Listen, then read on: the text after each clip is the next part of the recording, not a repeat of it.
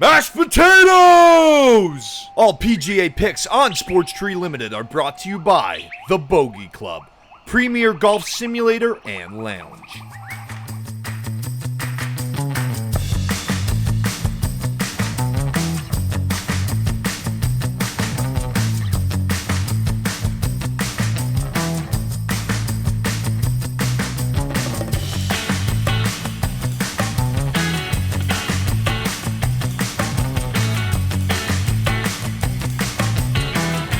What's going on, folks, and welcome to Talk Birdie to me, our second episode. No, Spencer Burke couldn't make it today, but I'm still your host, Connor Roundtree, and I got it all locked down for you, everything you need to know. Now, let's do a little weekly recap. Last week, I spent a little bit of time talking about Rory. Talked about how he loved Canada, and he went out and fired a 62 on Sunday to win the Canadian Open, made a statement, called out Greg Norman. Absolutely love that stuff. Rory, you get our bump of the week. We're not going to do a stump of the week because I just kind of want to break down this golf tournament for you guys. The U.S. Open, it is at the Country Club at Brookline.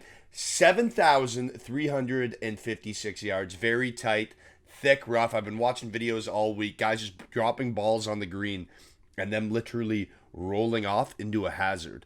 I believe it's the ninth hole. The undulation on the green is incredible. If you hit it into the slope, your ball will literally just roll down into the hazard. So we're going to need a whole lot of greens in regulation.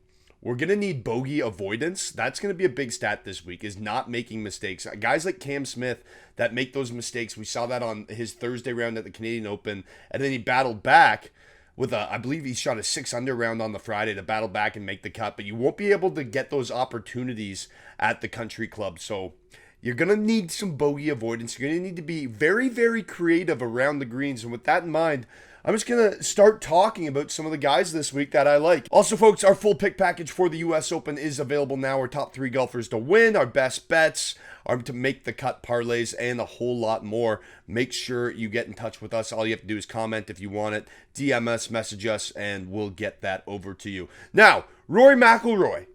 Fresh off a statement victory, as I said, with that 62, he now leads the tour in strokes gained, tee to green, and in adjusted scoring. Now, he just dominated St. George's. A very similar track. Tight fairways, tight greens. The greens here at the Country Club are only 5,000 square feet. Rory just took on St. George's, which I believe is 4,000. Don't quote me on that, but I believe it's around 4,000 square feet. So some of the smaller greens on tour. Folks, I'm not feeling so good this week, so I got a tea with me. I also have my trusty Rattler. Talking about Rory, sipping on the Rattler last week, things went well. So we're going to keep that up. Now, folks, shifting over to a creative guy that I love, at a price range that I love, is Jordan Spieth. He won at the RBC Heritage. He's figuring it out, and he's just so creative around the greens, and that's what you're going to need with these tiny greens, with these pop bunkers, with this massive rough. Pars are going to be at a premium, and if you can get up and down to save par the way Jordan Spieth can, I'm going to be all over that. Another guy that I like for that same reason, around the same price range, look at Shane Lowry. The last 55 rounds, Shane Lowry leads the field in strokes gained. Overall, the Irishman gained over 3 strokes around the green last week on those small greens at the Canadian Open, and he finished 10th. Finished tied 10th, and his putter was terrible. If he gets that putter going again, and he's still a wizard around the green for all intents and purposes, look out for Shane Lowry, the Irishman. All right, now we have to talk about Jon Rahm. Defending U.S. Open champion. He's coming in. His short game is starting to look a lot better. On greens less than 5,000 square feet, Rahm leads the field with over 2.3 strokes gained. Next closest guy, Rory McIlroy. He had success last week. So we know that Jon Rahm is built to win. He won at Mexico. Can he get back in there? I just don't like his price tag, and that's what's really hanging me up on Jon Rahm. Something to note, he missed only 1 of 62 putts from inside 10 feet at Muirfield Village when he finished for a T10 his last time out. So he's really sharp with that flat stick. You got to look out for Jon Rahm. Spencer's guy, Justin Thomas. I got to talk about JT for our guy Spencer. He leads the tour in bogey avoidance, and that alone has me excited for Justin Thomas this week. A guy that is an explosive player, a guy that's going to get out there. There's an underlying story that's not very underlying. Brooks Koepka called out the media for being like, guys, I want to play the U.S. Open. Stop bringing this black cloud of competition and the live over this. But the Live Golf Challenge is happening. It's going on. The Live Golf Series, Live Golf Tour, whatever it's called, it's happening. And those guys are coming and they're playing this week. You don't think Justin Thomas wants to make a statement? Did you see how fired up he was on Twitter for Rory after Rory won? He's been the most outspoken player against the Live, and this week he gets to put it all in their faces and step on their throats. JT's coming to play this week. Another guy I like is Corey Connors. He gained the third most strokes overall at the Canadian Open, where he shot a 62 on Sunday. Quite simply, that's what you want leading into the U.S. Open.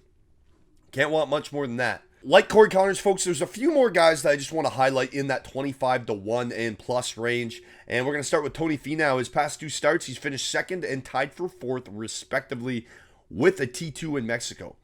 That's 3 top 5 finishes in his last 5 starts. The guy's figuring out, he's hot with his putter right now, and he ranked 5th in strokes gained putting at St. George's, en route to that runner-up finish last time we saw him. Can't be mad at it. I like Tony Finau. His irons look good. Obviously, he's a big hitter off the tee. Finau with the flat stick. This could be scary. We could see his first major. It would be a nice little storyline. Sam Burns, 4 wins, 3 runner-ups, a whole lot of top 10s. This guy's just a plethora of birdies every time you see him. He's coming off a T4 at the RBC Canadian Open, and I think you just got to keep an eye out for Sam Burns, maybe worth the sprinkle. Xander Schauffele. Now, the reason I'm saving Xander for second last, because there's one other guy that I want to highlight after this, but you save the best for last. Xander Schauffele is a magician at U.S. Opens. Over the last 5 U.S. Opens, he's finished in the top 7.